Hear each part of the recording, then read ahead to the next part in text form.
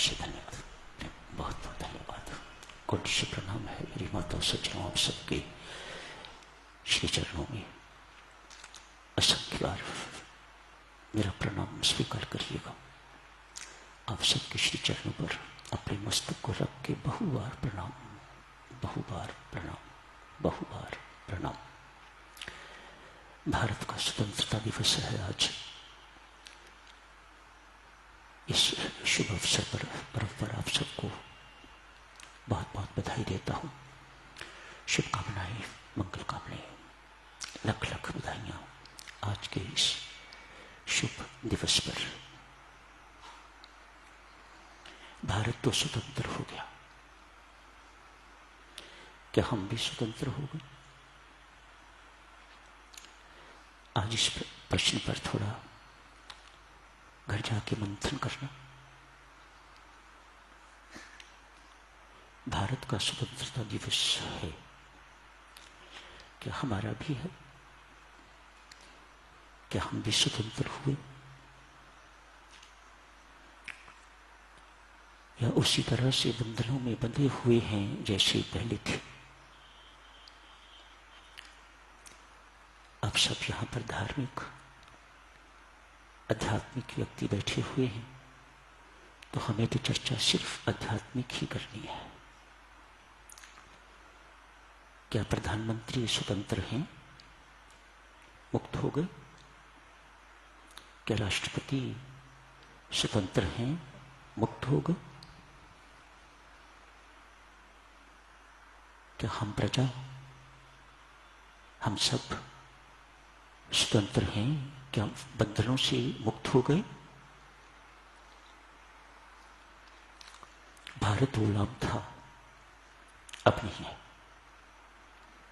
भारत स्वतंत्र हो गया, लेकिन हम तो अभी तक भी गुलाम हैं। कोई शराब का दास, कोई जोरू का गुलाम। आप कहते हो ना, अमुक व्यक्ति जोरू का गुलाम है, मानो वह स्वतंत्र नहीं है। कोई अपनी कमजोरियों का गुलाम है, कोई स्वार्थ का गुलाम है, कोई पैसे का गुलाम है, कोई कुर्सी का गुलाम है, कोई प्रशंसा यशमान का गुलाम है। भारत ने तो अपनी गुलामी खत्म कर ली, लेकिन हमारी गुलामी, हमारी दास्ता ज्यों की त्यों बनी हुई है। कामना के दास। हमारी अमुक कामना पूरी नहीं हुई, मानो हमें संसार में कुछ भी नहीं मिला। जो मिला है उसकी तो याद ही नहीं। एक कामना अपूर्ण, मानो उसी को लेके हम आजीवन दास बने रहते हैं, तो मुक्त तो नहीं हुए। कमजोरियों के दास, व्यसनों के दास। गुरुजी, मेरे से सिगरेट बीड़ी नहीं छूटती। मानो वह व्यक्ति सिगरेट बीड़ी का दास। इस प्रकार से दिव्य सज्जन, हम स्वतंत्र नहीं हुए। हम अभी भी विभिन्न आसक्तियों में, बंधनों में बंधे हुए हैं। वास्तव में साधक, कभी जेल में जाना होता था तो उनको यही कहता था, मेरे बंधुओं, इस जेल से तो अवधि के अनुसार मुक्त हो जाओगे, बाहर निकलते ही संसार रूपी महान जेल में प्रवेश करोगे। मुक्ति तो तब मिलेगी जब भव बंधन टूटेंगे। मुक्ति तो तब मिलेगी जब भव बंधन टूटेंगे। ये संसार के बंधन जो जहां जहां हम बंधे हुए हैं, उन बंधनों से बेटा मुक्त होगे तो मुक्ति मिलेगी। ये कैसे टूटेंगे? मेरी माताओं सज्जनों, अध्यात्म यही सिखाता है, और अध्यात्म के अतिरिक्त और कोई विद्या ये सिखा नहीं सकती। अभी तो भारत स्वतंत्र तो हुआ, लेकिन अभी भी सीमा में तो बंधा हुआ है। जब ये सीमा को लांघ जाएगा तो वास्तव में भारत स्वतंत्र होगा। इसके अंदर क्षमता है, ये ऐसा कर सकता है, ऐसा करके संसार को दिखा सकता है। क्यों? Most of us are spiritual. संसार का कोई ऐसा देश नहीं है जो इतना आध्यात्मिक होगा, इतना धार्मिक होगा जितने आप। मानो आपके अंदर अध्यात्म का बल है जिससे आप संसार रूपी जंजीरें तोड़ के तो मुक्त हो सकते हो।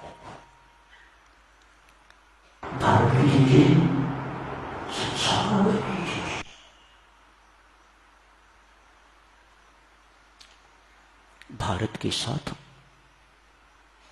भारतीय रह के आप मुक्त होगो तो शायद पूर्ण रूप से मुक्ति न मिल पाए। संसार से मुक्ति,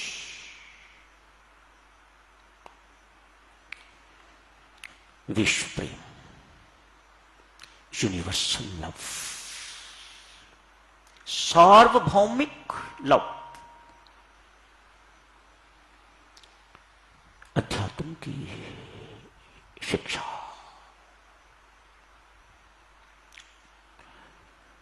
बिन साधना,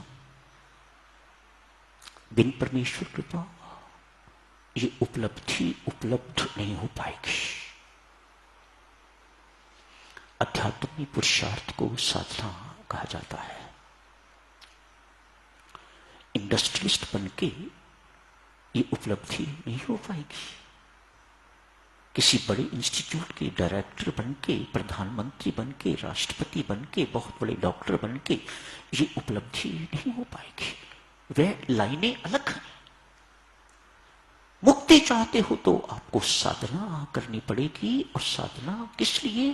ताकि आप परमात्मा की कृपा के पात्र बन सको। तब हम मुक्त होंगे। सब अशक्तियां, सब तरह के बंधन, हमारे पांव में जो बेड़ियां पड़ी हुई हैं, हमारे हाथों में जो अव्यक्त ना दिखाई देने वाली हथकड़ियां लगी हुई हैं, जब तक वह टूटती नहीं है, जब तक वह छूटती नहीं है, देवियों सज्जनों, हम मुक्त नहीं होंगे। हाँ, हमारा भारत स्वतंत्र हो गया है। हमने उसी साधना के अंतर्गत साधन चर्चा चल रही है। एक अंग की, उस साधना का एक अंग चर्चा का विषय है, ईमानदारी और मेहनत की कमाई। आप सोचो कि इसके बिना आप मुक्त हो जाओगे? सिर्फ राम राम जप के लाखों की संख्या में, तो भैया मेरी तुच्छ बुद्धि मेरी माताओं कहती है कि यह संभव नहीं है। राम राम तो जपो, लेकिन जीवन दुराचारी हो, अनाचारी जीवन हो, सदाचारी जीवन न हो, मुझे नहीं लगता कि आप कभी बंधन तोड़ पाओगे। कम से कम इस जन्म में तो नहीं, अगले का परमात्मा जाने।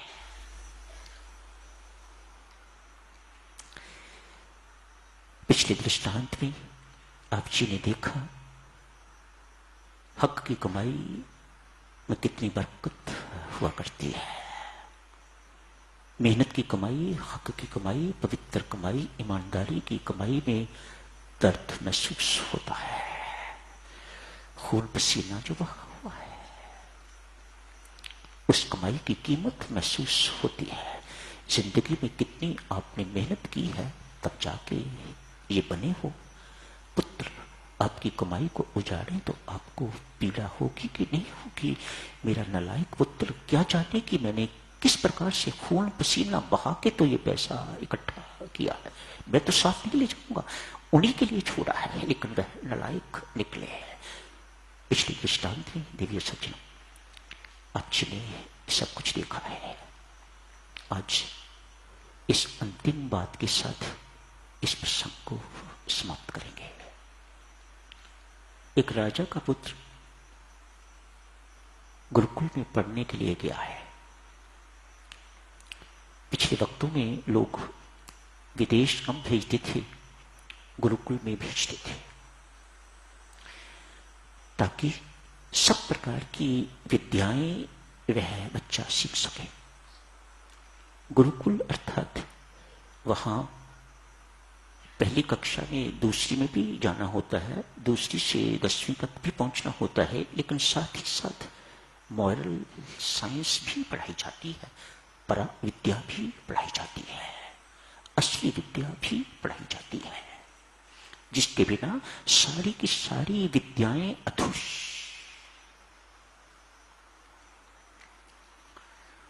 वहां गया हुआ है, छोटी आयु से बड़ा हो गया है। वहां जाके गुरु घर की सेवा भी करनी पड़ती है। वहां जाके हवन के लिए, यज्ञ के लिए जंगल से लकड़ियां भी लानी पड़ती हैं। उसे ये बोध नहीं है कि मैं राजा का पुत्र हूं, इतना बड़ा हूं, इसलिए मुझे ये सब कुछ नहीं करना चाहिए ना, बहुत प्रेम से करता है।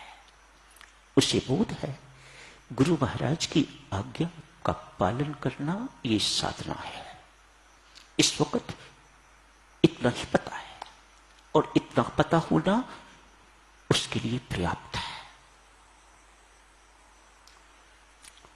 गौशाला में गोबर साफ करना पड़ता है, गऊ को चारा डालना पड़ता है, दूध धोने का काम है तो दूध धोना पड़ता है, इत्यादि इत्यादि। बड़ा हो गया है, पढ़ाई खत्म हो गई है, घर लौट आया है। परमेश्वर की ऐसी करनी देखिएगा, घर लौटते ही उसे राज्य संभालना पड़ा। राजकुमार बन गया, युवराज बन गया, अपने पिता राजा का उत्तराधिकारी बन गया है। कहां वह जीवन, कहां ये जीवन। दास दासियां, सारी की सारी सेना, राज्य कोष, राज्य घराने का खाना इत्यादि इत्यादि सब इंतजार करते हैं कब इनके मुख से कुछ निकले और हम इनकी सेवा करें। एक सेवा करने वाला व्यक्ति इस वक्त, बंदा बंदियां हर कोई सेवा करने के लिए तैयार खड़े हैं।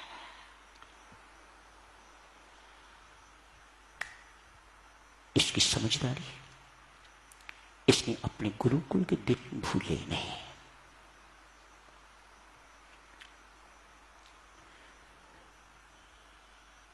अतएव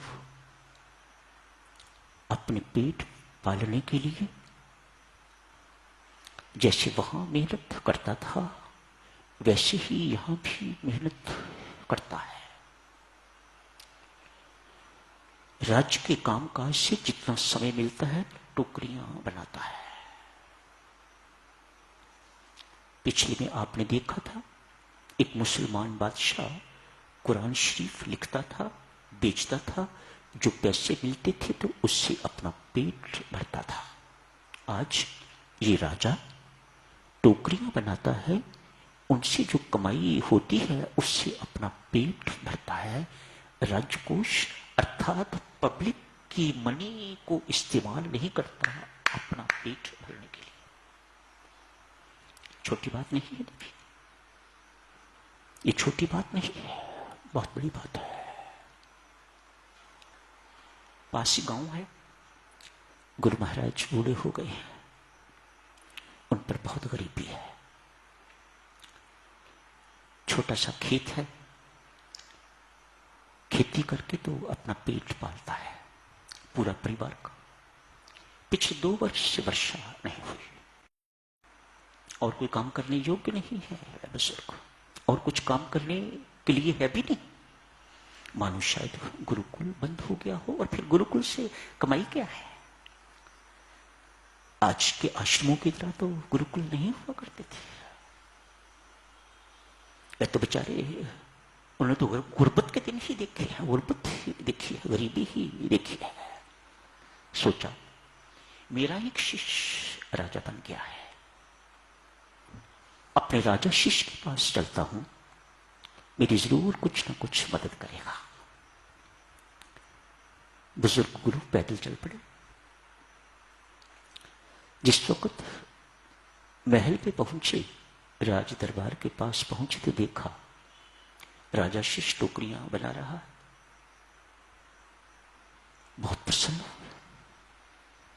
सूचना मिली, भागता भागता द्वार पर गया, जाके गुरुजी को साष्टांग दंडवत प्रणाम किया, लेट के उनके आशीर्वाद लेके उन्हें अपने साथ ले आया है। गुरु महाराज, मेरे साथ भोजन करोगे कि राजघराने का भोजन करोगे? वहां 56 प्रकार के भोग मिलेंगे। मेरे गरीब के पास दाल रोटी एवं साग, 3 चीजें कही, दाल रोटी एवं साग। गुरु महाराज ने कहा, बेटा बहुत देर के बाद भोजन करना है, तेरे साथ ही करूंगा। कुछ दिन वहां रहने के बाद राजा ने कहा, गुरु महाराज जाने से पहले मैं कुछ आपको भेंट करना चाहता हूं। गुरु महाराज ने मन ही मन सोचा, मैं आया ही हूं भेंट लेने के लिए, अभी कोई चर्चा ही नहीं हुई इस बात पर, फिर मैं आया ही हूं कि राजा मेरी कुछ सहायता करेगा। जाने का समय आ गया। राजा ने एक ट्रंक खोला, एक ट्रंक खोल के छोटी सी पोटली उसमें से निकाली और उस पोटली को खोल के गुरु महाराज के सामने ही एक छोटा सा चांदी का सिक्का दिया। गुरु महाराज उस चांदी के सिक्के को पाके बहुत चकित भी हैं और मन ही मन सोचा, ये क्या दे रहा है मुझे, मेरा क्या बनेगा इससे? छोटा सा चांदी का सिक्का। गुरु गुरु ठहरे, सहर्ष स्वीकार करके तो चल पड़े हैं। परमेश्वर की करनी देखो देवियों सज्जनों, ऋतु परिवर्तन हुआ है, बहुत वर्षा हुई। उस चांदी के सिक्के का बीज खरीदा, बीज बोया, खेत लहला रहे हैं। गुरु महाराज के पास शब्द इस प्रकार के हैं, इतना पैसा हो गया जैसे पैसे की ऊपर से वर्षा हो रही है। ये शब्द प्रयोग किए हुए हैं उस कहानी में, ऐसे पैसे जैसे पैसे की वर्षा हो रही हो। गुरु महाराज बहुत अमीर हो गए हैं। कुछ ही महीनों में, कुछ वर्ष नहीं लगे, कुछ ही महीनों में ऐसा हो गया है। व्यापारी जैसे होते हैं, धन्यवाद करने के लिए ये सिक्का कैसा चमत्कारी था, इसलिए हमारे दिन बदल दिए, हमारा सब कुछ बदल दिया। धन्यवाद करने के लिए बिटिया राजा के पास गए, पूछा, पुत्र यह कैसा चमत्कारी सिक्का था, मेरा जीवन ही बदल गया, मेरा सब कुछ ही बदल गया। सेठ सोहनलाल को बुलाया है। राजा ने हुक्म दिया सेठ सोहनलाल को बुलाया जाए, आके बही खाता लेके आओ, अपना बही खाता लेके आओ सेठ सोहनलाल। गुरु महाराज के साथ ही बैठे। पिछले साल कितना पैसा कहां कहां खर्च किया मुझे देख के बताओ।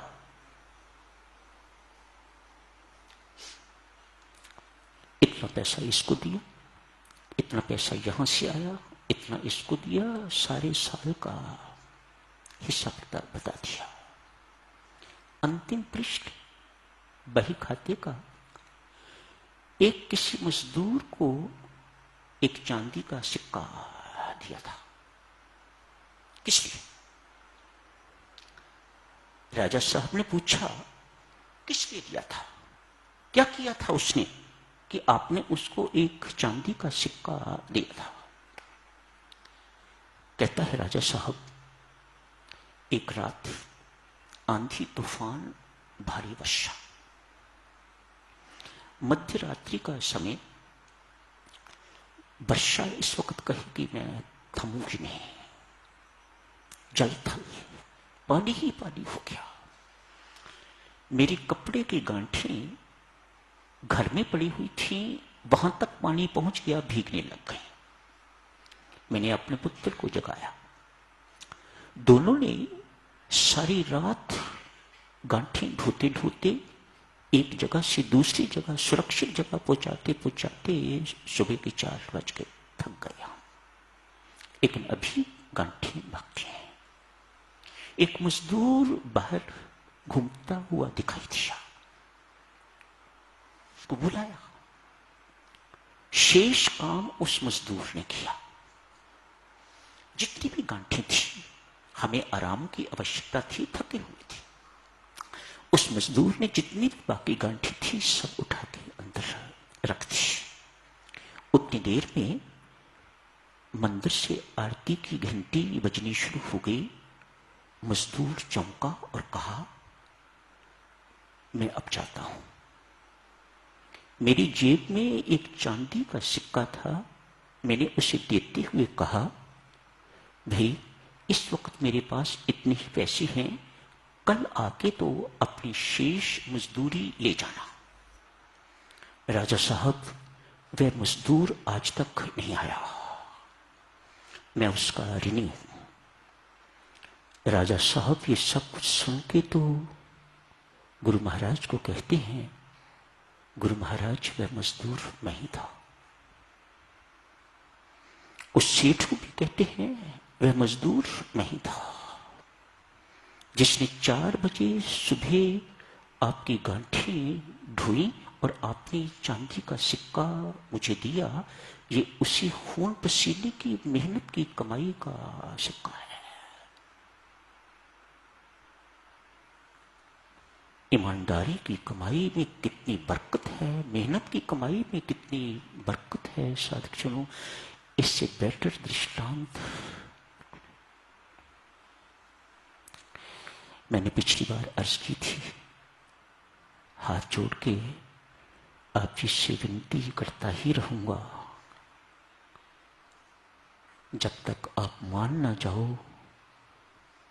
ईमानदारी की कमाई, मेहनत की कमाई, खून पसीने की कमाई में बरकत है। इसी कमाई में भलाई है। ये कमाई नहीं है, ये साधना है। आप साधना को फ्रेगमेंट नहीं कर सकते। साधना शुड बी टोटल। तो यही समाप्त करने की इजाजत दीजिएगा। हार्दिक धन्यवाद आप सबका। इसी के साथ ही ये प्रसंग भी आज समाप्त होता है।